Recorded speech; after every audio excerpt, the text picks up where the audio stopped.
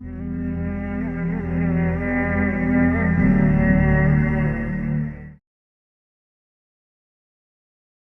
ہو گیا، اللہ کے رسول تشریف لے گئے، ابھی لہر تیار ہونے میں دیر تھی، حضور بیٹھ گئے اور آپ نے لمبا خطبہ دیا، کسی دن وہ بھی بیان کروں گا، بڑا ابن اعظم رضی اللہ عنہ فرماتے، حضور نے فرمایا جب موت کا وقت آتا ہے اس وقت فرشتوں کی ایک پوری گارد آتی ہے. ہم لوگ سمجھتے ہیں ایک ہی ملک الموت ہے، روحیں قبض کرتا.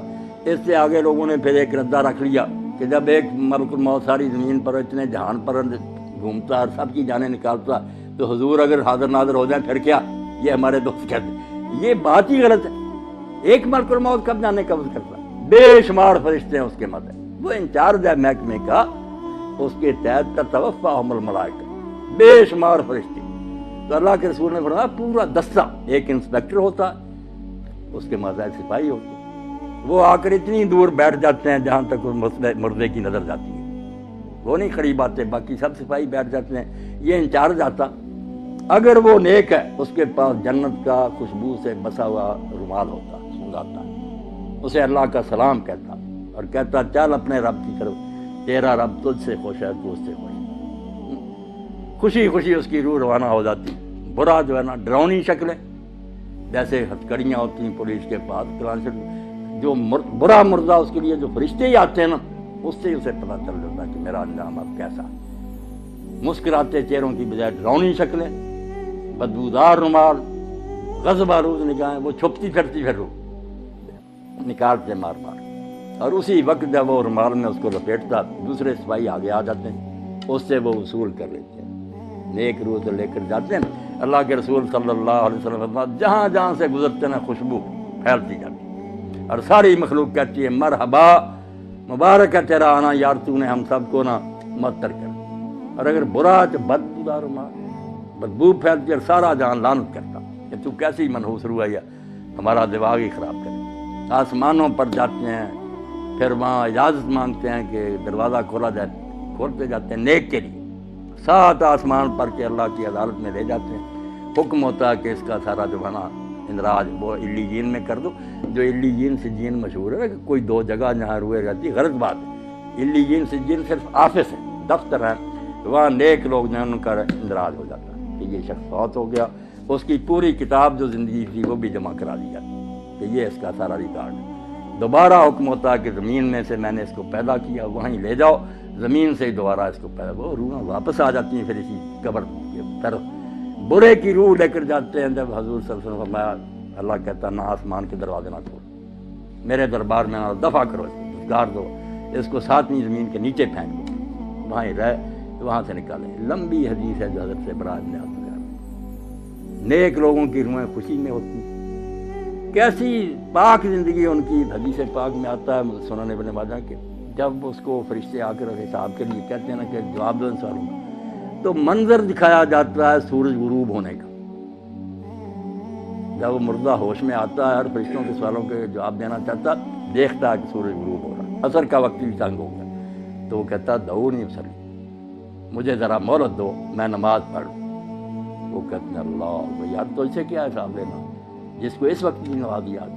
مگر یہ حال ان کا ہی ہے نا جو زندگی میں نمازی رہے، جن کو یہاں کبھی خیال ہی نہیں آیا کہ نماز نامی شاید بھی مسلمان کا کوئی کام ہے، انہوں نے وہاں نماز کو کیا یاد کرنا. یہ سچا مومن اس وقت کہتا ہے دیکھتے ہوئے کہ سورج جا رہا، تو کہتا ہے یار سوالوں کے جواب دوں گا میں، پہلے مجھے نماز پڑھ. بڑا خوش ہوتے ہیں. اور جب سوال کرتے ہیں تیرا رب کون ہے، تیرا دین کیا ہے، تیرا نبی کون ہے، دیتا تو کہتے ہیں ہم پہلے ہی جانتے تھے. اس سے پوچھتے تو نے یہ، اس نے کہا میں اللہ کی کتاب پڑھتا تھا، قرآن سے مجھے سب پتا. تو کہتے ہیں ہمیں تیرے بارے میں یہی توقع، سو جا جیسے دلہن آرام سے سوتی ہے.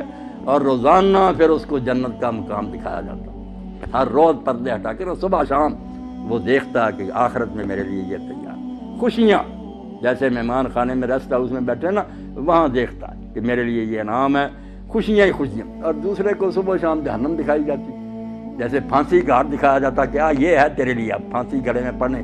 وہ بیچارہ پہلے ہی مرتا، مرنے سے پہلے روز مرتا ہے کہ یہاں میں جانے والا ہوں.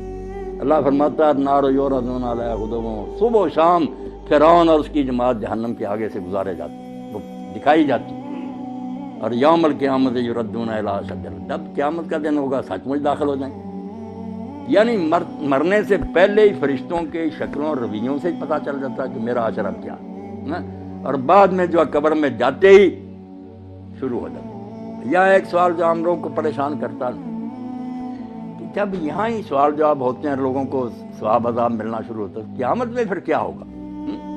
جو کہتے ہیں صاحب کتاب قیامت کو ہونا ہے، ادھر آپ بیان کر رہے ہیں کہ سوال جواب ہوتے ہیں اور ثواب و عذاب ہوتا، یہ بھی آپ لوگ سمجھدار ہیں، سمجھنے کی بات ہے، ورنہ پریشانی ہوتی ہے۔ آپ سارے لوگ واقف ہیں اس سے کہ ایک ہے حوالات کہ زیر تفتیش مجرم وہاں رکھی ہو، ایک جوڈیشل جیل ہے کہ مقدمہ چلا، فیصلہ سنایا گیا، پھر جس وارڈ میں جانے کے وہ لائق ہے وہ سزا سنا دی گئی، اس کو بھیج دیا۔ جہنم ہے جوڈیشل جیل، پورا مقدمہ سماعت ہو کے کس قسم کا مجرم ہے کہاں بھیجا جائے، یہ قیامت کے دن ہوگا۔ اور یہ جو ہے یہ صرف سرسری بات پر، جیسے پاسپورٹ دیکھا، ویزا دیکھا، چلو ادھر اس کو بھیج، یہ صرف ایسے ہے کہ یہ مہمان خانے میں بیٹھے ہوئے ہیں، خوشیاں منا رہے ہیں کہ آخری دعوت ہمارے لیے یہ ہے، جنت دکھائی جاتی ہے، برے ڈر رہے ہیں۔ اب یہاں یہ بھی سوال پیدا ہوتا ہے کہ ساتھ ساتھ ہی کیوں نہیں معاملہ طے ہو جاتا؟ اللہ تعالیٰ کو صابر ابھی فیصلہ کر دے، اس کو جہنم بھیج دے، اس کو جنت۔ یہ کیوں ہے دو مرحلے کہ قبر میں صرف سرسری بات پرس ہے، آخرت میں پھر جہنم میں جنت ہے؟ یہ چیزیں آپ چونکہ پڑھے لکھے ہیں اور یہ چیزیں ضرور کی ہیں کہ عقیدہ جو آخرت کا اس کو سمجھا جائے۔ بات اصل میں یہ اور بڑی نازک بات ہے جو قرآن حدیث نے بتائی، توبہ توبہ ہم اس کی طرف دھیان نہیں کرتے کہ نیکی بدی وہ نہیں جو آپ نے مرنے تک کی، کھاتا آپ کا بند نہیں ہوا، آپ مر گئے کھاتا چلنا۔ یہ جب تک یہ کارخانہ سٹاپ نہیں نہ ہوتا، میزان نہیں لگ سکتی کہ میری نیکیاں کہاں کہاں اپنا اثر دکھایا، میری بری مثالوں نے کتنے لوگوں کو گمراہ کیا۔ یہ جب قیامت آئے گی نا، اس وقت ہوگا کہ ڈاکٹر صاحب نے کتنے لوگوں کو دین کی طرف رغبت دلائی، ان کی وجہ سے کتنے لوگ دیندار بنے، انہوں نے اپنی اولاد کو، یہ سارا حصہ قیامت کے دن نکلنا۔ اللہ کہتا ہے نکتب ما قدموا وآثارا، ہم وہ بھی لکھتے ہیں جو زندگی میں تم نے آگے بھیج دیا، اور وہ بھی لکھتے ہیں جو فٹ پرنٹس ہیں، آپ کے قدموں کے نشان رہ گئے نا، اور لوگ اس پر چل رہے ہیں۔ اس لیے اللہ کے نبی علیہ السلام کی نیکیوں کا آپ اندازہ کریں۔ یہ جو ہم کہتے ہیں نا حضور کو یہ ثواب پہنچانا، یہ بہت بعد میں تنگ ذہن والوں نے نکالا۔ رسول اللہ کو پہنچانا کیا؟ جو نیکی امت کرتی ہے نا، میں نے قرآن پڑھا، نماز پڑھی، روزہ رکھا، ہر ایک امتی کے اس عمل میں سے ایک آپ کے کھاتے میں جا رہا ہے، صحابہ کے جا رہا ہے، اماموں، انہوں نے دین ہم تک پہنچایا۔ جو نیکی سکھائے گا، جتنے اس کے بعد جہاں تک وہ چلتی رہے گی اس کو ثواب ملے گا۔ یہ ایسا بینک کا کھاتا ہے جو بند نہیں ہوتا۔ اور برائی بھی اگر آپ نے شروع کر دی کہ اچھا بڑا گاؤں تھا، آپ نے کوئی لڑکی اغوا کر دی، کوئی قتل کر دیا، دشمنیاں ہو گئیں، آگے خون خرابے قیامت تک چل رہے ہیں، تو آپ کو حصہ نہیں ملنا۔ اگر ہٹلر نے جنگ عظیم لگا دی اور ساری مہنگائی ہوگی، دنیا مر گئی، تو اس کو ثواب مل سکتی ہے دنیا میں؟ کون سی عدالت تھی؟ اس کے پاس کتنی زندگیاں تھیں کہ اس کو بار بار ایک ایک کے بدلے مرا، لاکھوں تو انسان مرے۔ اب قیامت کا دن چونکہ وہاں بار بار زندہ ہونا، بار بار مرنا، یہ عدالت نے سنا اس کو اتنی بار پھانسی دی ہے۔ یہ بیچارے کہتے ہیں قانون کے مطابق اس کو دینی تو چاہیے مگر دے نہیں سکتے، وہاں سچ مچ جیت جائے گی۔ تو یہ نیکی اور بدی کا جو لمبا چوڑا تصور ہے کہ نیکیاں بھی جہاں جہاں جا رہی ہیں، یہ بھی آپ کے کھاتے میں پڑی۔ اسی لیے اللہ کے رسول علیہ السلام فرماتے ہیں آدم کا پہلا بیٹا جس نے اپنے بھائی کو قتل کیا، اب جب قتل ہوتا ایک گناہ اس کے کھاتے میں اور قتل کا پڑتا جاتا کہ تو نے یہ سننا شروع کی۔ اگر یہ بد رسم تو شروع نہ کرتا تو کیوں انسانوں میں قتل؟ اب جب تک قیامت نہیں آتی آپ سمجھ گئے کہ کھاتا نہیں پتہ چل سکتا کہ اس کی نیکیاں کتنی بنی، برائیاں کتنی بنی۔ اس لیے محتاط رہنا چاہیے کہ میں اپنے طرز عمل سے کہیں اولاد کو گمراہ نہ کر دوں، میرے دوست نہ بگڑ جائیں، میرا خطبہ سننے والے نہ، میں مر جاؤں گا مگر میرے گناہ کی جو گٹھڑی ہے یہ بھاری ہوتی جائے گی۔ کوشش کروں کہ میں اچھی مثال قائم کروں تاکہ اس پر لوگ چلیں، تو میرے مرنے کے بعد بھی وہ ثواب مجھے پہنچتا رہے۔ اس لیے اس کے سوا کوئی چارہ نہیں کہ جاتے وقت صرف سرسری کاغذات دیکھے جائیں، ان کو مہمان خانے میں ٹھہرا دیا جائے، ان کو حوالات میں بند کر دیا جائے، اور انتظار کریں آخری عدالت کا کہ جب آخری عدالت آئے گی پھر ہاتھ پاؤں بولیں گے، فرشتے گواہی دیں گے، زمین بولے گی، سارا تیرے نیکی بری کا کچا چٹھا آ جائے گا، جنت دوزخ کا فیصلہ اس وقت ہوگا۔ اور جنت دوزخ بھی کوئی ایک نہیں، اب جنت کا نبی علیہ السلام نے فرمایا کہ تم سمجھو بس جنت میں چلے ایک برابر ہے، وہاں 100 درجہ جنت۔ ہم دیکھتے ہیں نا کہ بینک بنے اتنی منزل، 100 منزل، اور منزل بھی اتنی دور، فرمایا یہ زمین ہے جتنی دور آسمان ہے وہاں دوسری جنت، اتنی دوری پھر تیسری جنت، 100 آسمان زمین جو نا اتنے ہیں، اور سب سے آخری جو ہے وہ فردوس ہے، سب سے آخری، جس میں اللہ کے رسول نے فرمایا اس کی جو چھت ہے اور اللہ کے عرش سے نیچے سب سے اوپر اللہ کا تخت ہے، اس سے اوپر فردوس کی چھت ہے، اس فردوس کی چھت کا نام عربی زبان میں الوسیلہ ہے، اور وہ صرف ایک بندے کو الاٹ ہوگا ساری کائنات ہے، وہ کتنا خوش قسمت ہوگا، اور وہ کون ہے؟ خود محمد رسول اللہ صلی اللہ علیہ وسلم۔ فرمایا وہ ایک آدمی کو ملنا ہے، اور امید ہے کہ میں ہی ہوں، مگر میں دعویٰ نہیں کر سکتا، تم میرے لیے اذان کے بعد وہ مانگو، اس لیے ہم جو ہے صلی اللہ علیہ وسلم میرے لیے وہ مقام اور مرتبہ مانگو، ہم کہتے ہیں آتے محمد علیہ وسلم کہ اللہ جو تیرے قریب کا وہ مقام ہے وہ حضور کو دے۔ تو اس جنت میں بھی بہت مراتب ہے، اس لیے جتنی جتنی نیکیاں بنیں گی، کوئی نیچے کی منزل میں رہ جائے گا، کوئی دوسری میں، کوئی 100ویں میں پہنچے گا، اور جہنم میں بھی اسی طرح بہت طبقے ہیں، ایک ہی نہیں کہ سارے ایسے ہی مجرم ایک ہی طرح اکٹھے کر لیں، نہیں، جیسے پھانسی والوں کی کوٹھیاں الگ ہیں، دوسروں کی آسانیاں، جہنم میں بھی کسی کے گناہ معمولی ہے اس کو ہلکا عذاب ہوگا۔ جیسے ابو طالب میں رسول اللہ کے چچا، تو نبی علیہ السلام سے جب پوچھا کہ اللہ کے رسول، حضرت عباس نے پوچھا، بھائی تھے ان کے ابو طالب کے، کہ آپ کے چچا نے آپ کی اتنی حمایت کی، دشمنوں کے مقابلے میں اس طرح وہ سینہ تان کر کھڑا رہا، حفاظت کرتا، آپ کی اس امداد سے اس کو کوئی نفع پہنچا؟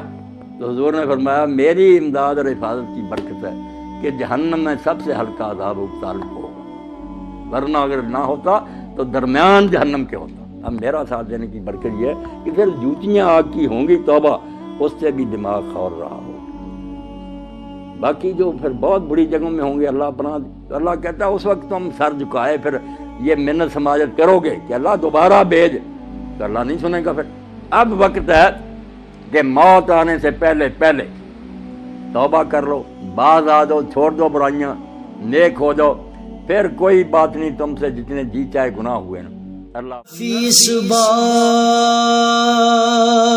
دا پانی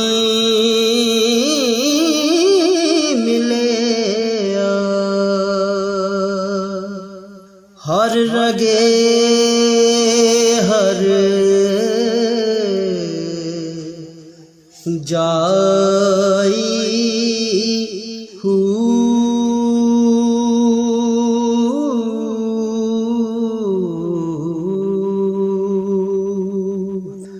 اندر بوٹی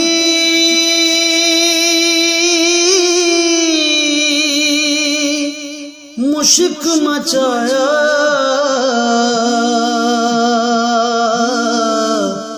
جان پھولن تے